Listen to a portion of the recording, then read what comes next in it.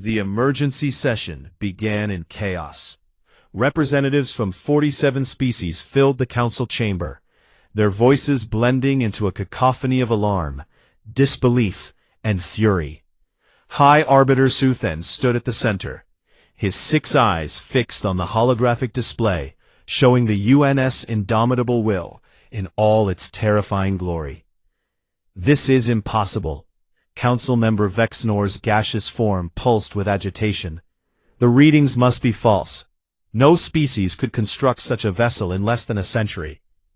The readings have been verified 18 times, Observer Telkva reported, her voice cutting through the noise. 3 different analysis teams, all reaching the same conclusion. Humans have built 7 vessels, each 47 kilometers in length. The chamber erupted again. Delegates shouted over each other, demanding explanations, calling for action, arguing about protocol. Zuthen raised all 6 of his arms, commanding silence. Sheer force of presence. "We will proceed with order," he declared, though his voice trembled slightly. "Observer Telkva, present the complete analysis." Telkva activated the central display, showing detailed specifications of the Titan-class vessels. "Each ship carries a crew of 250,000, she began. "Power generation exceeds our largest stations. Armor plating is thicker than most Council vessels are wide.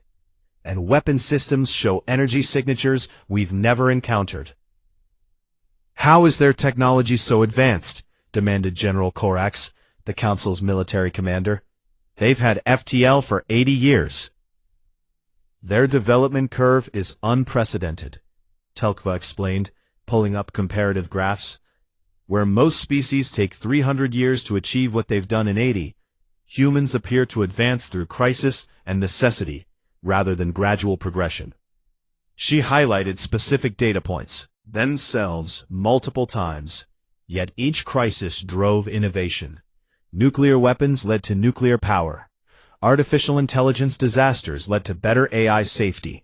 Climate collapse led to terraforming technology, she continued. They don't advance despite hardship. They advance because of it. Council member Yarmil's transmission arrived, interrupting the analysis. His image appeared, and the assembled delegates could see the fear in his expression. "High Arbiter," Yarmil said, his voice unsteady, "I have toured the human warship and spoken extensively with their leadership. We face a situation unlike anything in Council history." "Are they hostile?" Zuthen asked. "Not hostile," Yarmil replied carefully, "but absolutely unwilling to be vulnerable.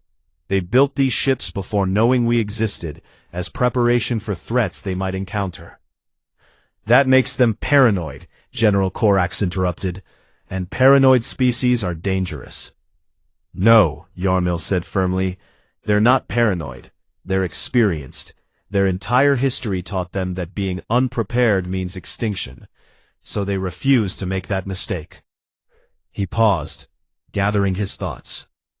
"They view these ships the way we view diplomatic protocols, as necessary tools for survival," Yarmil continued, "and they will not dismantle them to satisfy our comfort." Zuthen felt 12,000 years of Council certainty crumbling. "General Corax," he said, "run military simulations. How would our defense fleet fare against a single Titan-class vessel?" The general worked his controls, inputting data while the chamber waited in tense silence. Minutes passed before he looked up, his expression grim. "A single Titan-class could engage 40% of our defense fleet simultaneously," Corax reported, his voice hollow, "and based on their weapon signatures and defensive capabilities, it would likely prevail." The chamber went silent. "7 of them," someone whispered. "They have 7. "They will have 7, Telkva corrected. "Currently only 1 is fully operational, but the others will be completed within 5 years. General Corax continued his analysis. "To engage humanity militarily, we would need to commit our entire fleet immediately, before the other 6 ships become operational," he said. Even then, success is uncertain, and that's assuming they don't have additional weapons systems they haven't revealed. Council member Dalson, representing one of the oldest species in the Alliance, spoke for the first time. We are discussing military action against a species we contacted for peaceful integration. His ancient voice carried disappointment. Has 12,000 years of peace taught us nothing? It's taught us that peace exists because no one could threaten us, Korax retorted. Now someone can, and will be able to even more in the future. Exactly, Dowson agreed, which means military action is suicide. If they built these ships in peace, imagine what they would build if we gave them a reason to view us as enemies. The observation struck the chamber like a physical blow. Observer Telkva pulled up more data, said. Their industrial capacity is staggering, she said. They converted 30% of their economy to military production, without economic collapse. If threatened, they could potentially reach 60 or 70%. How many ships could they build at that rate? Zuthen asked, dreading the answer. Telkva ran calculations. Conservative estimates suggest they could produce one Titan-class vessel every 8 years at current capacity, she reported. If they mobilized fully, possibly one every 4 years, with potentially improved designs incorporating lessons learned. The mathematics of military confrontation were clear.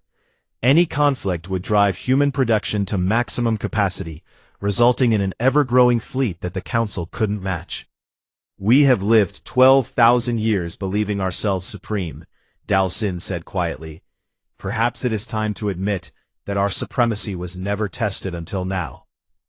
Looked around the chamber, seeing fear and uncertainty on faces that had known only confidence. What are our options? He asked. We can attempt military action now, General Korax said. Strike before they grow stronger. It would violate every principle we claim to uphold, but it might be our only chance for victory. We can negotiate, Yarmil suggested. Offer them council membership with modified terms. Acknowledge their strength while establishing diplomatic channels.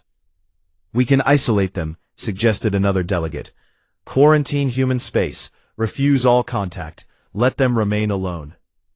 Zuthen considered each option. Military action meant becoming the aggressors, destroying the moral foundation of the Council, and potentially losing anyway. Isolation meant leaving humans to develop unchecked, potentially creating an even greater threat. Negotiation meant accepting that the Council no longer held absolute power. Zuthen said, What is your assessment of human intentions? Telkva had been studying human communications and behavior since first detecting them. They want what we all want, she replied. Safety, prosperity, the ability to explore and grow. But they've learned not to trust others for their safety. Can they be trusted?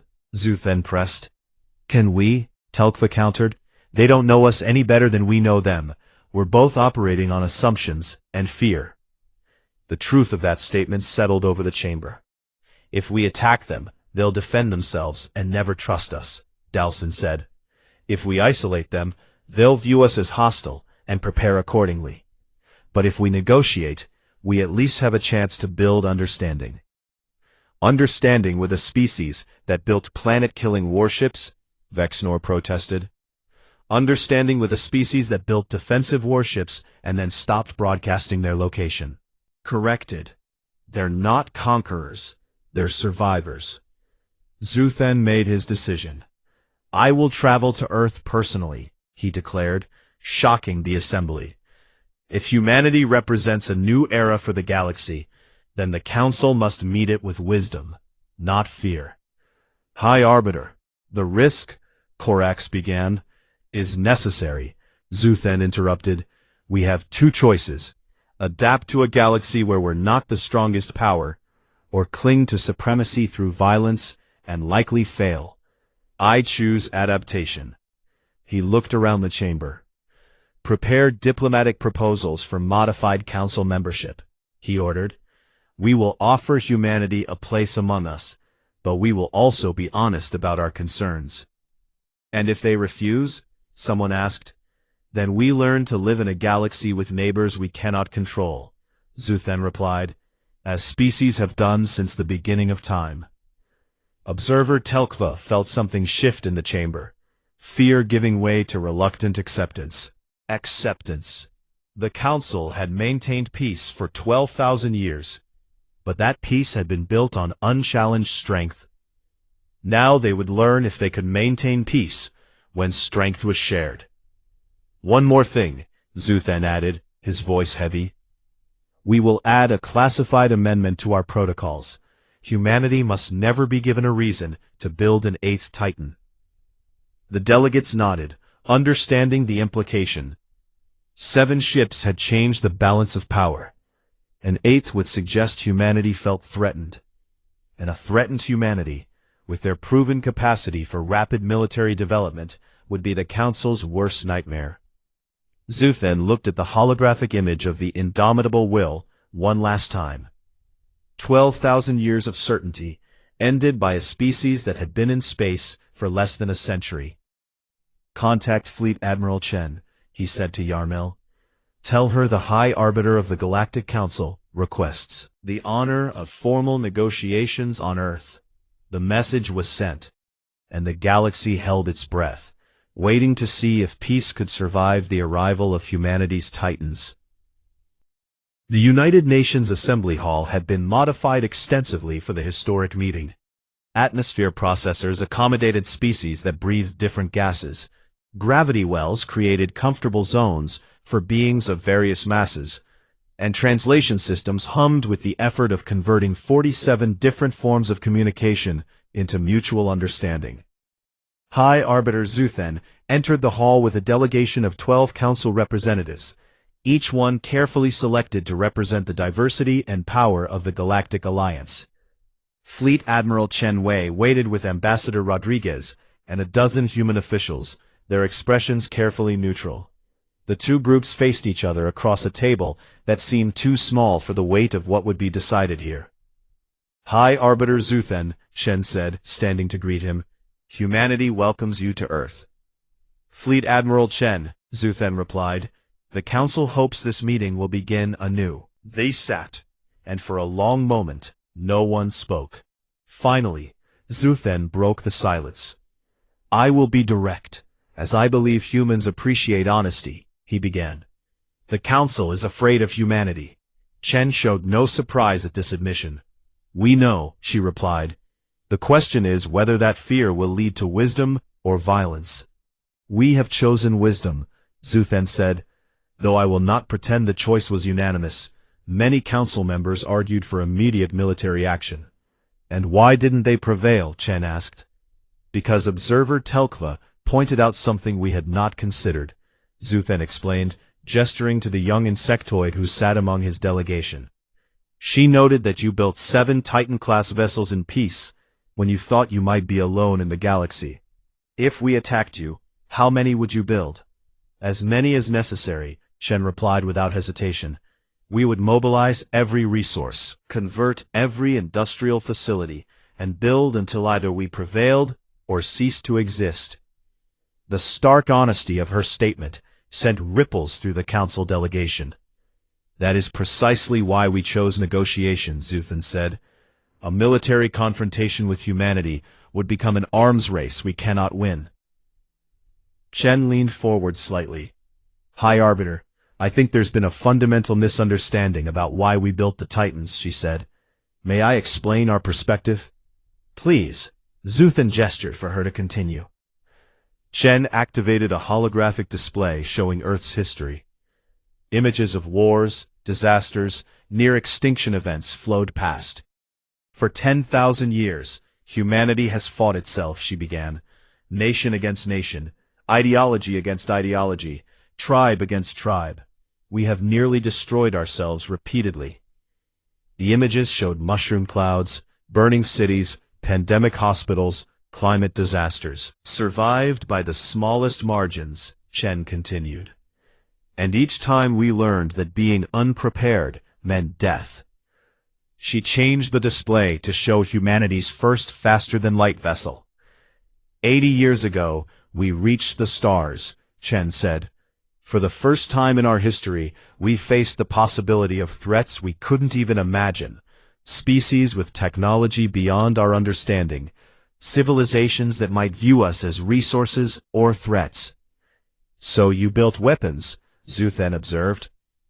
We built insurance, Chen corrected. The Titan-class vessels weren't designed to conquer. They were designed to ensure that no matter what we found out here, humanity would have the strength to survive. She looked directly at Zuthen. Our history taught us a simple truth. Weakness invites aggression. Strength commands respect, Chen said. We didn't build the Titans because we wanted to threaten anyone. We built them because we refused to be helpless ever again. Ambassador Rodriguez added his voice. Consider our position, he said. One planet, one species, no allies, no knowledge of what existed beyond our solar system. We had two choices.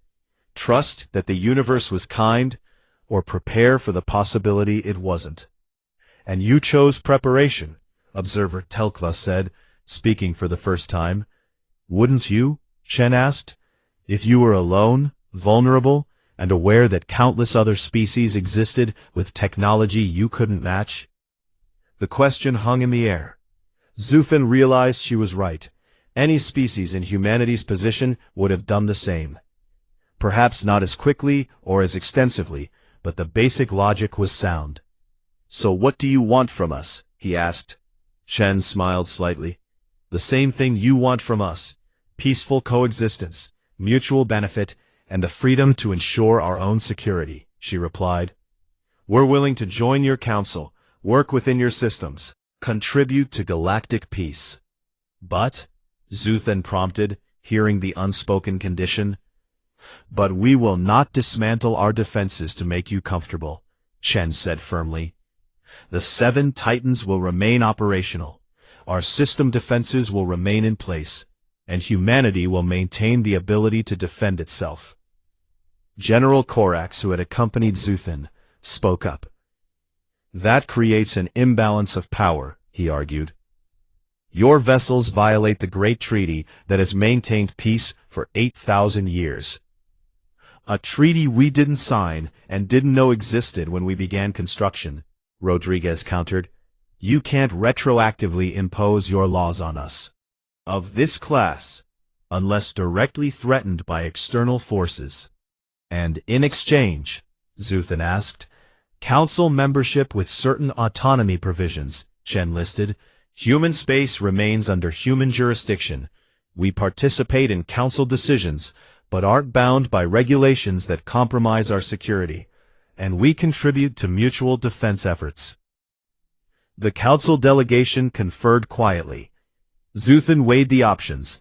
This wasn't the absolute authority the Council was accustomed to, but it was better than the alternatives. We have a counter-proposal, he said finally.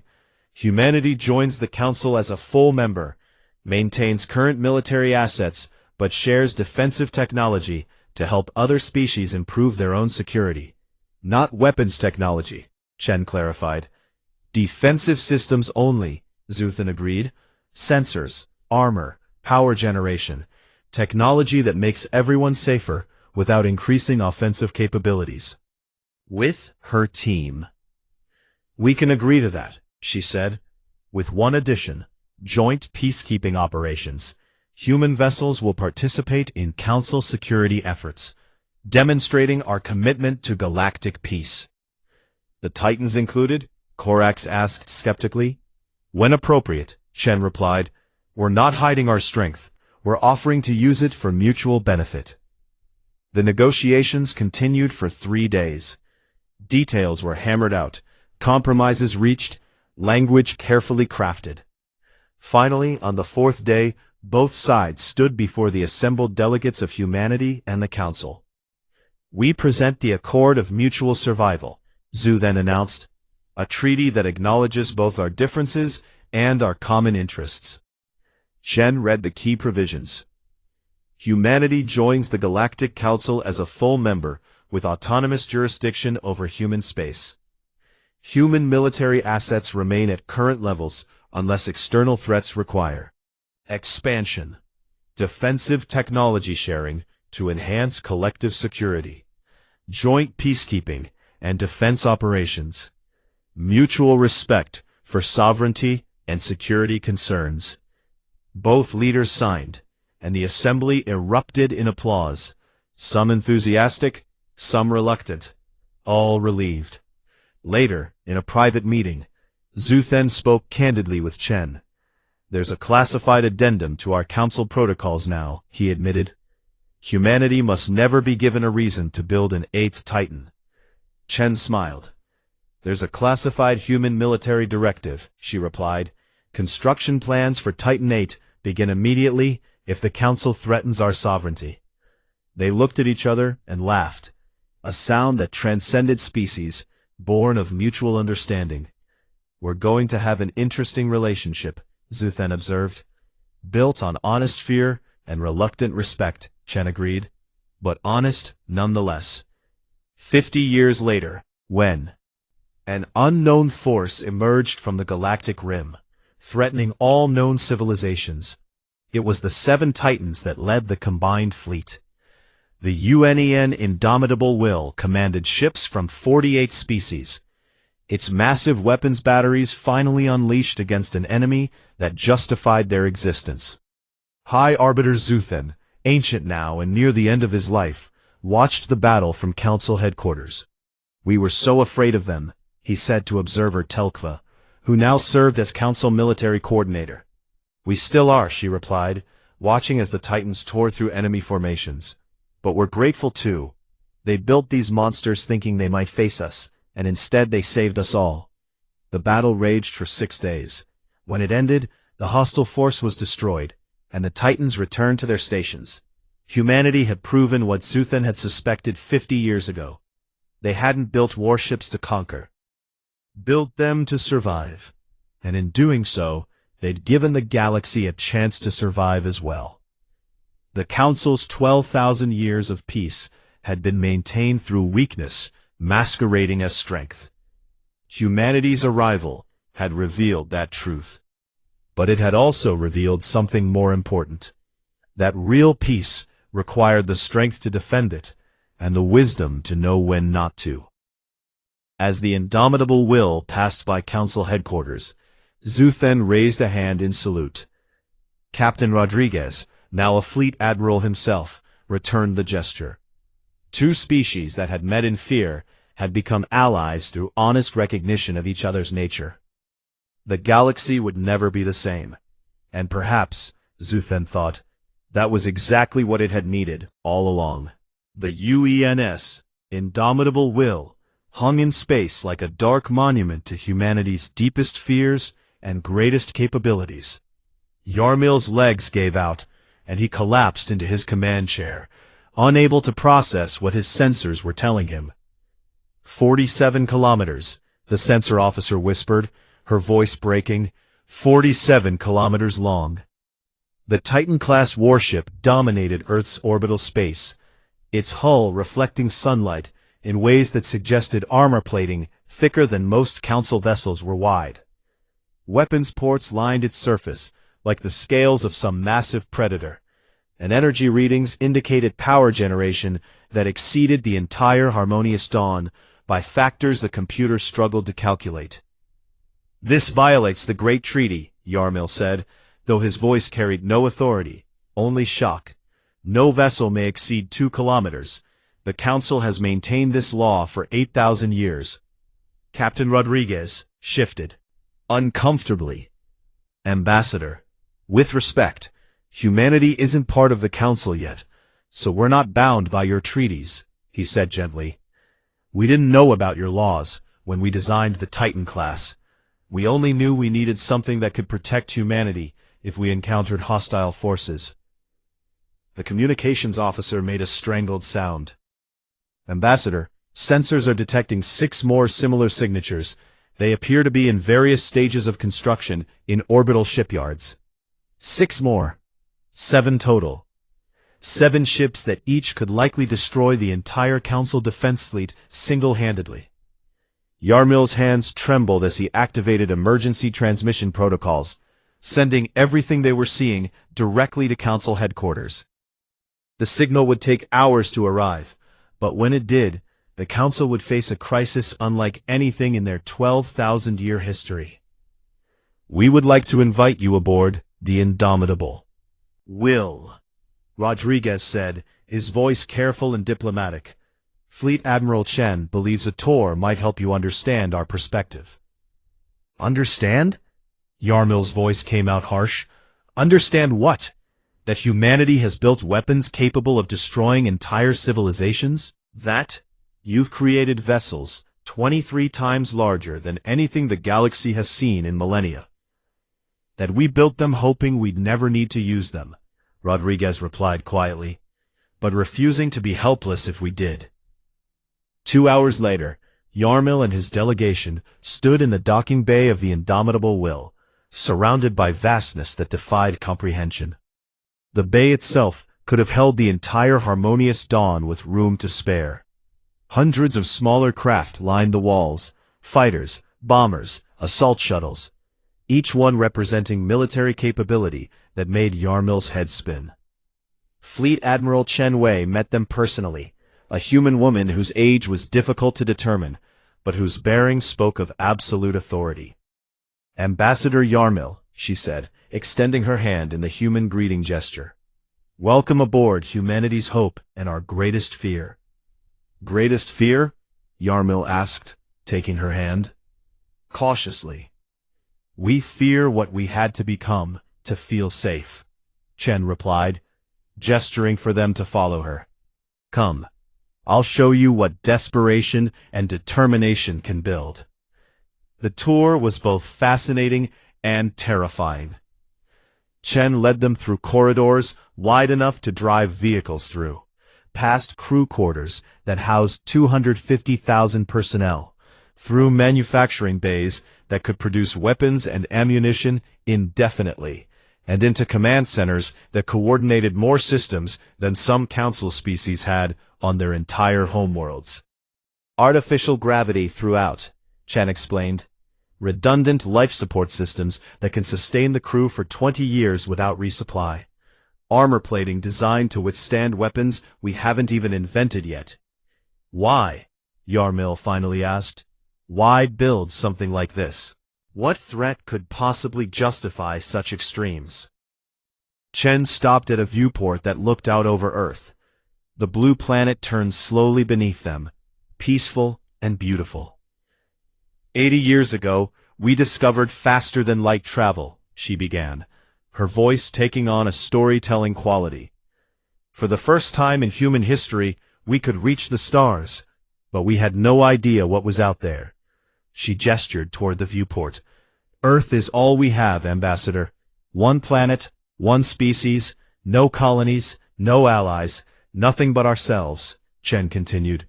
"Our history is 10,000 years of warfare, of civilizations rising and falling, of technological advancement driven by conflict and the need to survive."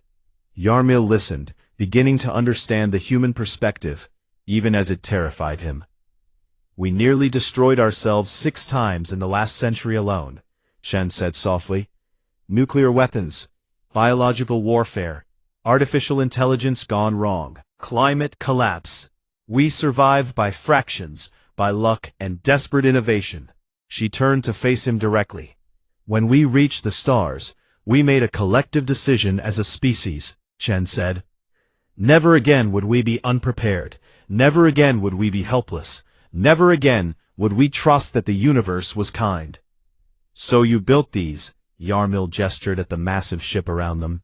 "We built 7, Chen corrected, because we didn't know if we'd need 1 or 100, and 7 seemed like a number we could actually construct in a reasonable time frame." "Reasonable?" Yarmil's voice cracked. "You built these in 35 years.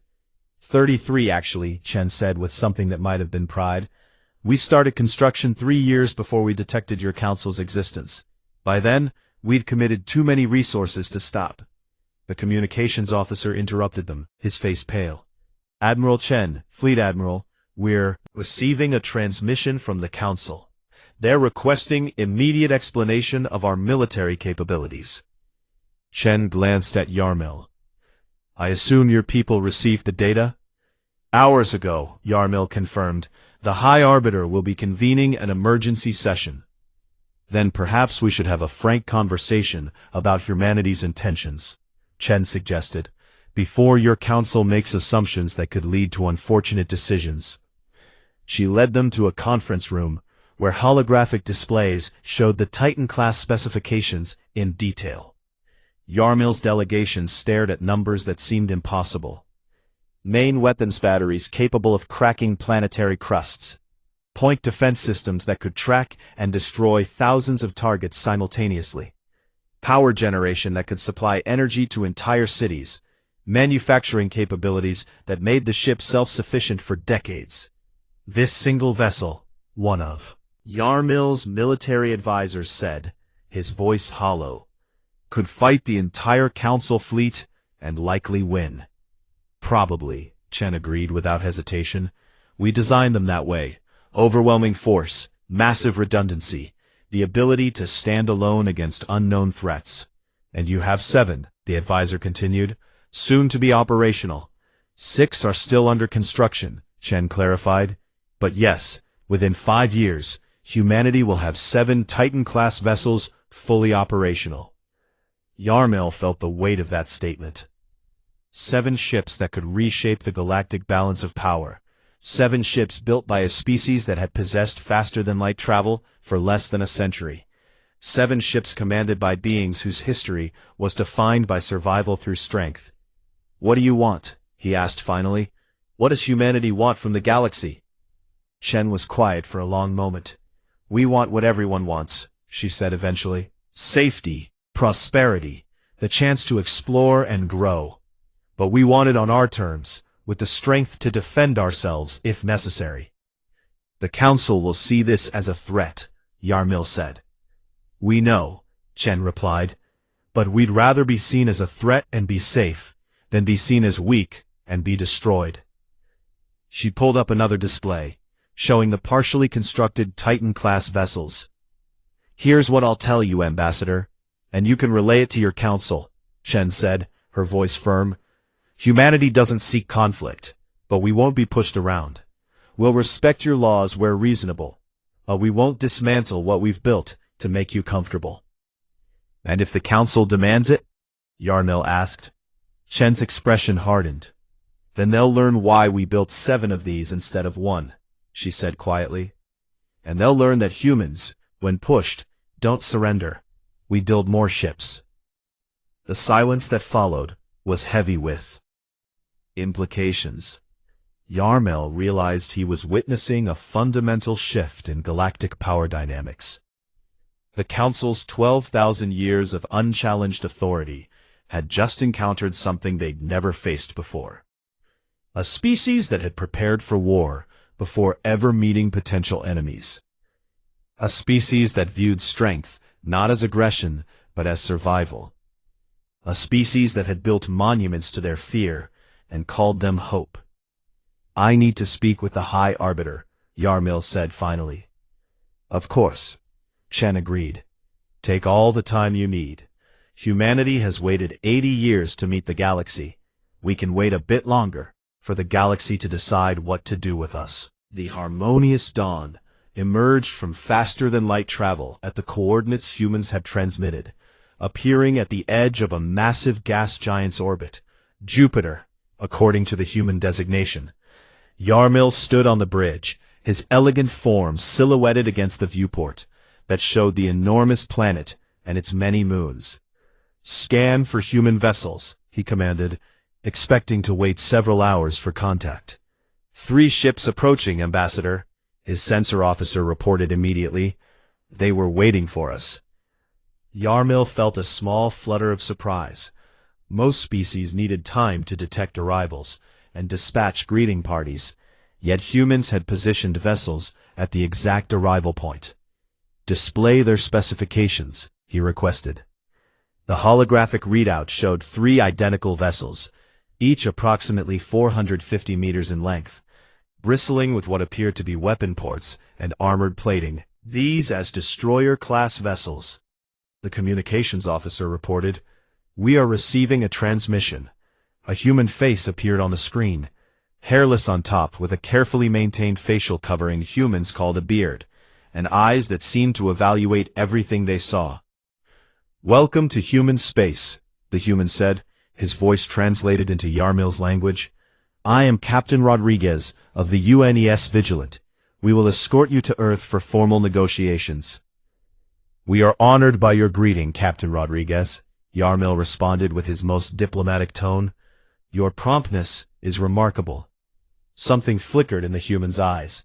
Amusement, perhaps. "We've been tracking your approach for 6 hours, Ambassador," Rodriguez replied. "Our sensor nets detected your FTL wake when you were still 3 light-years out. We had plenty of time to prepare." Yarmil kept his expression neutral, though alarm bells were beginning to sound in his mind.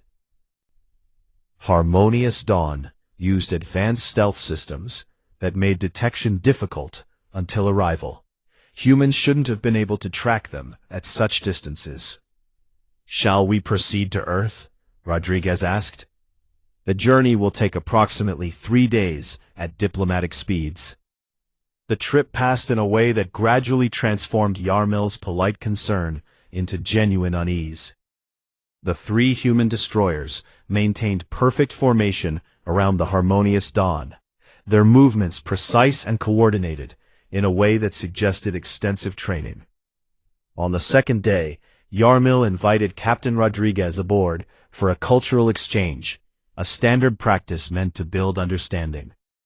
Rodriguez accepted, bringing 2 officers who remained politely in the background. "Your vessels are quite impressive for a species so new to space travel," Yarmil commented as they toured the Harmonious Dawn. "Such weapon systems must have taken decades to develop." "Actually, about 12 years from initial design to deployment," Rodriguez responded casually. "We prioritized military readiness once we achieved FTL. Seemed prudent, given how little we knew about what was out here." 12 years. The Council's newest frigate had taken 40 years to design and build, and humans had created these destroyers in 12. "A wise precaution," Yarmil said carefully. "Though I assure you, the galaxy is quite peaceful under Council guidance." Rodriguez smiled, though the expression didn't quite reach his eyes. "I'm sure it is, Ambassador, but we didn't know that 80 years ago, when we first achieved FTL, and by the time we figured out we weren't alone, well, we'd already committed to certain defense initiatives." "What kind of initiatives?" Yarmil asked, trying to sound merely curious. The captain gestured toward the viewport, where Jupiter dominated the view. "Every major moon in this system has defensive platforms," Rodriguez explained. "We've militarized the asteroid belt, established fortress stations at strategic Lagrange points, and created redundant sensor networks that can detect approaching vessels days before arrival." It seemed excessive at first, but the military convinced the civilian government that being unprepared was unacceptable. Yarmil's translator struggled to convey his species' equivalent of cold sweat. "That represents an extraordinary allocation of resources," he managed to say. "Your economy must be entirely focused on military production." "About 30%, Rodriguez corrected. "We maintained economic growth while building our defenses. Humans are pretty good at multitasking when motivated by existential uncertainty." The conversation continued, each revelation more disturbing than the last. Humans had achieved what Council species considered impossible: rapid militarization without economic collapse, advancement at unprecedented speeds, and system-wide coordination that usually required centuries of political evolution. Back in his quarters that night, Yarmil composed an urgent message to the Council. He chose his words carefully, knowing that panic could lead to poor decisions, but his concern bled through every sentence. Observer Telkva received his transmission at Council headquarters and immediately forwarded it to High Arbiter Zuthen with her own annotations. The response came 12 hours later, brief and dismissive. "Your concerns are noted. Continue with First Contact Protocol. Primitive species often overcompensate with military displays when feeling vulnerable. Council remains confident in successful integration." Telkva wanted to scream. She pulled up the data again, cross-referencing human development with every species in Council history. The pattern was undeniable. Humans weren't overcompensating, they were preparing. A fundamental difference between species that built weapons out of fear and species that built weapons out of determination. Fear made species defensive and cautious. Determination made them dangerous. On the third day, Earth appeared ahead, a blue-green jewel surrounded by a halo of orbital infrastructure that took Yarmil's breath away. Hundreds of stations, thousands of satellites, ships moving in carefully controlled traffic patterns that spoke of mature spacefaring civilization. "How long has Earth maintained orbital infrastructure?" he asked Rodriguez, who had remained aboard as a liaison. "Large-scale operations started about 70 years ago," the captain replied. "We had some early satellites and space stations before that, but nothing significant until after FTL. 70 years. The Council's homeworld had taken 3 centuries to achieve similar orbital development." "Captain Rodriguez," Yarmil said slowly, "I must ask a direct question. How many military vessels does humanity currently operate?" Rodriguez was quiet for a moment, seeming to consider how much to reveal. "The destroyer class you've seen? We have 42 currently in service. Frigate-class vessels number around 300. With various support craft, bringing the total fleet to roughly 800 ships." The number staggered Yarmil. 800 military vessels for a species that had possessed FTL for only 80 years? Some Council member species didn't have 800 ships of any kind. "That seems like quite a substantial fleet," he said carefully. "It's adequate for now," Rodriguez replied, and something in his tone suggested he personally thought it was insufficient. "Though you'll understand better when we reach Earth orbit." "Understand what?" The human captain smiled, and this time there was genuine warmth in the expression. "Why we built what we built, Ambassador. Fear is a powerful motivator, but so is the determination to never be helpless." The harmonious dawn continued its approach, and Yarmil felt a growing sense that he was about to see something that would change everything. Rodriguez had that look humans got when they were about to reveal a surprise.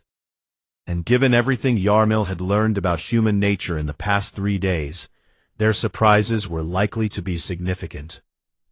The sensor officer suddenly gasped, a sound that transcended species barriers. "Ambassador," she whispered, "you need to see this." The main display activated, showing what their sensors had just detected. Yarmil stared at the readings, certain there must be an error. "That cannot be accurate," he said, his voice barely functioning. "Check the sensors. Recalibrate everything. Those numbers are impossible." "Already done, sir," the sensor officer replied, her voice trembling. 3 times, the readings are correct." Captain Rodriguez stood quietly, watching the Council delegation process what they were seeing. "Welcome to Earth, Ambassador Yarmil," he said softly. "I hope you understand now. We built these because we didn't know what we'd find out here, and we refused to be unprepared." Yarmil couldn't speak, couldn't think, could only stare at the sensor readings that showed something the Council had believed impossible for 8,000 years. Something that violated every treaty, every understanding, every assumption about how spacefaring civilizations operated. Ahead, holding position above Earth, was a ship that dwarfed everything he had ever seen. And according to the sensors, it wasn't alone. The crystalline halls of the Galactic Council gleamed with light from the neutron star below, casting rainbow patterns across walls that had witnessed 12,000 years of unbroken peace. High Arbiter Zuthen stood before the Grand Assembly Chamber, his 6 eyes scanning the gathered representatives of 47 species, each one a testament to the Council's supreme authority over this section of the galaxy. "Another routine session," he announced, his translator converting his thoughts into forms every species could understand. "We gather to discuss trade disputes, colony allocations, and the continued prosperity of our alliance.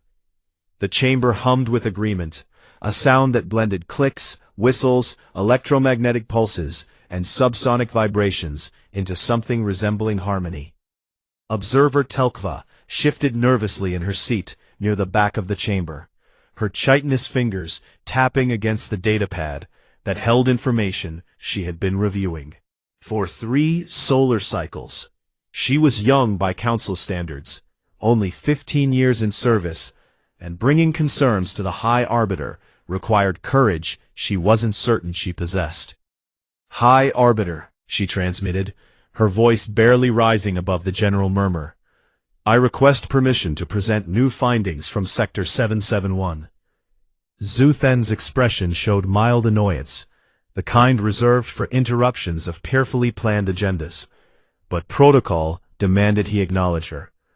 "Proceed, Observer Telkva, though I hope this matter warrants disrupting our schedule." Telkva activated her presentation, causing a holographic display to materialize above the chamber's center. A small yellow star appeared, surrounded by 8 planets, one of which glowed with the telltale signs of industrial civilization. 3 cycles ago, our long-range sensors detected a new species in this system, she explained, trying to keep her voice steady.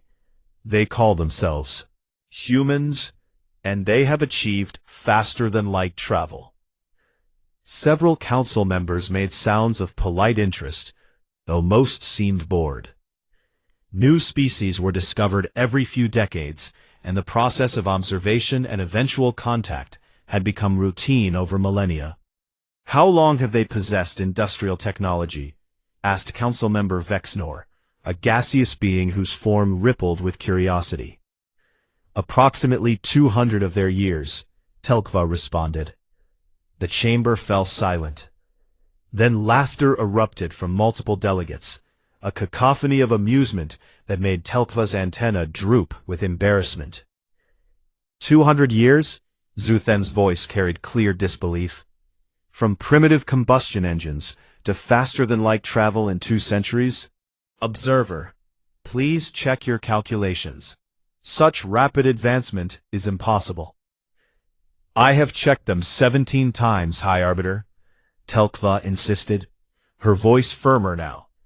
"The data is correct, and there is more that troubles me." She expanded the hologram, showing a network of structures throughout the human solar system. Stations orbited every major planetary body.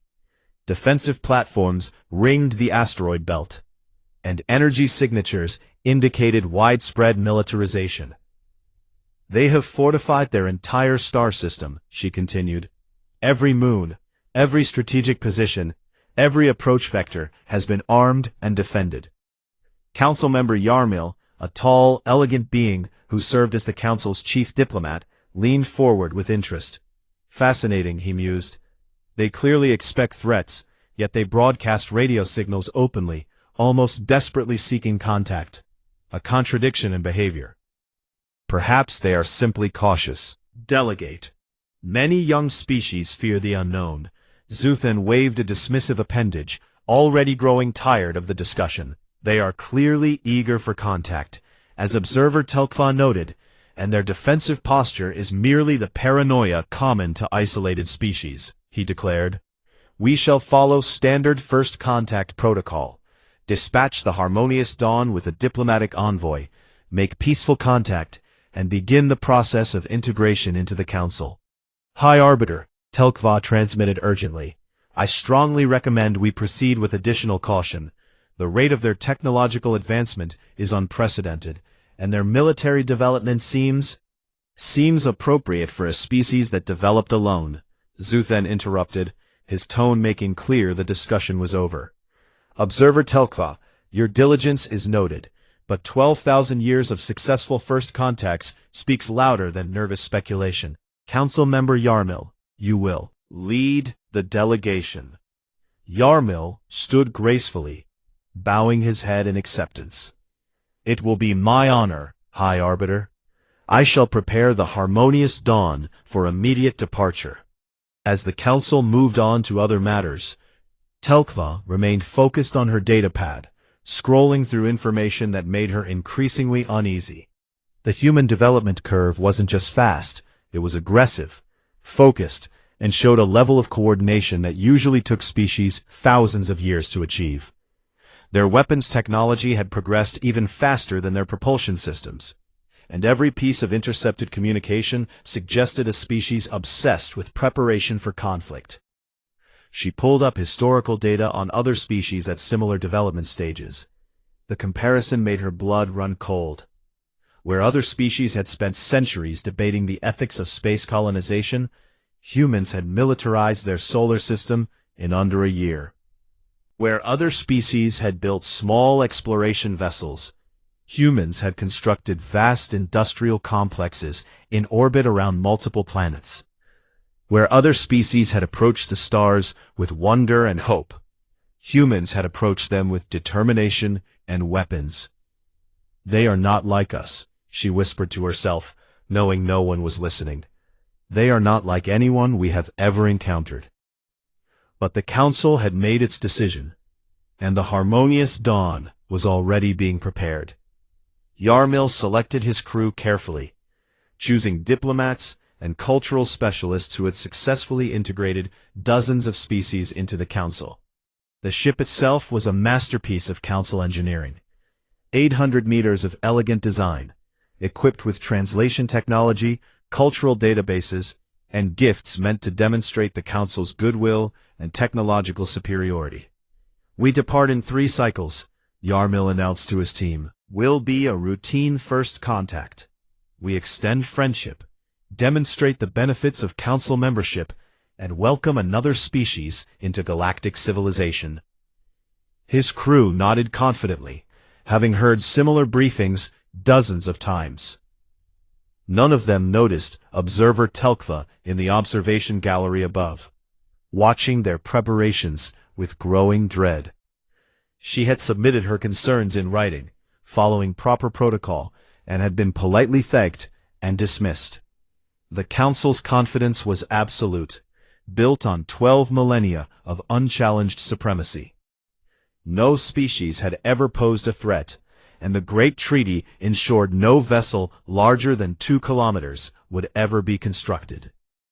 The Kryn War, 8,000 years past, had taught the galaxy that massive warships led to devastating conflicts. By limiting ship sizes, the Council had eliminated the possibility of any single species gaining military dominance, flawlessly, for longer than most civilizations existed. As the harmonious dawn launched from the Council station, beginning its journey to human space, Telkva remained at her post, reviewing the data one more time. She noticed something she had missed before. Humans had stopped broadcasting their location 3 years ago, right after they achieved faster-than-light capability. The eager signals seeking contact had ceased abruptly, replaced by silence. They found out they were not alone, she realized, her voice barely audible, and they stopped calling out. Why would they do that? The answer came to her with terrible clarity. They had stopped advertising their presence because they had decided to prepare instead of invite. The galaxy was about to make first contact with a species that had spent 3 years building for a threat they hadn't yet met. And the Council, in its ancient wisdom and unshakable confidence, was walking blindly into an encounter with something entirely new. Something that might change everything.